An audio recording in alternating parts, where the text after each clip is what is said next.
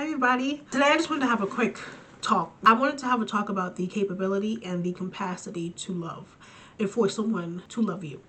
A lot of times, right, we as women will give our whole self to somebody because you strongly feel not only is that what they deserve, but this is your person. And we as women, I believe we tend to give it out all no matter what because we are natural, caring, and loving people. So with that, we tend to give our all in relationship we're in. I know for me personally, I may not know how to hold back. It's just not who I am. I want you to feel loved, and I want you to feel like the person that you're with is capable and has the capacity to love you. Now with that, no matter what you do, no matter how you show your love, how you show up for the little things, how you care for them during hard times, uncertain times, times of indecisiveness, times of worry, stress, anxiety, anger, no matter how you show up for this person, and no matter how amazing they say you are, they may simply just not have the capacity or the ability to love you the way that you need to be loved. Right. So, from my experience, a lot of men try to play victim in the sense they say, you deserve somebody better. You deserve someone who can love you better.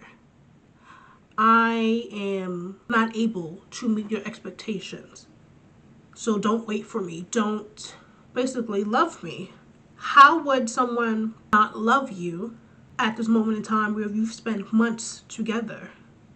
You spent months learning this person, months possibly living with this person, becoming vulnerable and having to relive trauma for them to understand you. Like, how can I possibly not love you now? If you knew that before you did not really want a relationship, or you knew in your heart that you can only love oh so much, but past that threshold, there is now a problem. If you knew that from the get-go, why continue to date this person and eventually make them your girlfriend? I'm just starting with the girlfriend part. The girlfriend with talks of, I only date to marry. If you only date to marry, why do you not have the capacity to love the way that you were supposed to? Because, and I can answer that, you are not dating to marry. You are dating for the convenience. Hold on. A lot of men may not vocalize that they feel alone, or they seem their friends in relationships and they just want that feeling too. You're trying to fill a void by being in a relationship, or you're trying to lift your own value by being in a relationship, because if you are seen with a woman who was strong, who was caring, who was independent, but they chose to love you, clearly you're doing something right. And that makes other people look at you like, wow, he knows how to treat a woman. He knows how to take care of a woman. He knows how to love her. When in reality, you don't really know how to love shit. And that is not a bad thing. Not having the ability to love somebody in a romantic way is not a bad thing. What is bad is setting that person up and outlining these steps of how life will look together, telling them you love them, but knowing, strongly knowing, that I'm not even in a space to love romantically. But now you're caught, right? They see how you're doing all of this stuff for them, and they become comfortable. So yeah, I'm going to give you love. I'm going to show you love, but not past 50%. And I'm going to make it seem like my 50% is my 100%. Because you were never really shown how they truly love somebody. They may talk about their past situationships or past relationships where they got hurt, or it didn't work because it was mutual. They're never really going to, well, how was it when you were comfortable with this person? How was it when you were fully in love with this person? How did you treat them? How did they treat you? What did that relationship look like? You are not being painted a picture of what the relationship looks like at full capacity. You are only painted a picture of, this man has been hurt, but he is so capable of loving that because of his past relationship, no matter how long ago it was, he is now hurt and he is now guarded. But he's still willing to love me. He's still willing to get to know me. He is at his full capacity. He is giving his 100%, even if it looks a little different, even though you never knew what that looked like to begin with. because they do not share that information. And I'm not saying that men who get in relationships knowing they don't really want to be in a relationship are monsters. I'm saying that we as women need to be more vigilant and observant and ask more questions and really take the time to just sit back in reflection and talk to yourself and say, do I deserve this? Do I deserve more? Are they capable of giving me more? And if the answer is yes, think again. Think again, because like I've said, a lot of times you're not even painted the full picture of the capacity of their love. You could talk about love language, right? You could talk about physical affection, right? But all of that could be really surface. I buy them flowers.